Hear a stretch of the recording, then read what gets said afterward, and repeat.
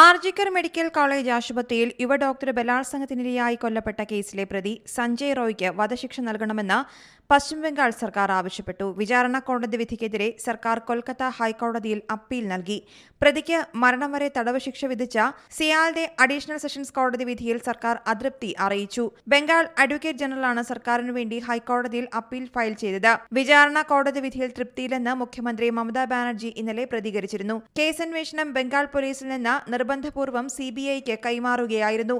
ബംഗാൾ പോലീസാണ് അന്വേഷണം നടത്തിയതെങ്കിൽ പ്രതിക്ക് വധശിക്ഷ ഉറപ്പായിരുന്നുവെന്നും മമതാ ബാനർജി അഭിപ്രായപ്പെട്ടു. ക്രൂരമായ കൊലപാതകം നടത്തിയ പ്രതിക്ക് ജീവപര്യന്തം ശിക്ഷ വിധിച്ച കോടതി വിധി കേട്ട് ഞെട്ടിപ്പോയെന്ന് കൊല്ലപ്പെട്ട ഡോക്ടറുടെ മാതാപിതാക്കൾ അഭിപ്രായപ്പെട്ടിരുന്നു.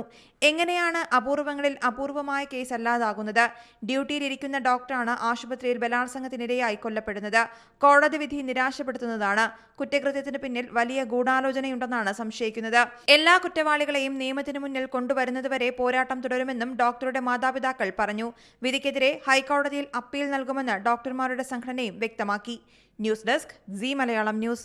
ഏറ്റവും പുതിയ വാർത്തകളും വിശേഷങ്ങളും വിരൽ തുമ്പിലറിയാൻ സി മലയാളം ന്യൂസ് എല്ലാ ഡിജിറ്റൽ പ്ലാറ്റ്ഫോമുകളിലും ലഭ്യം.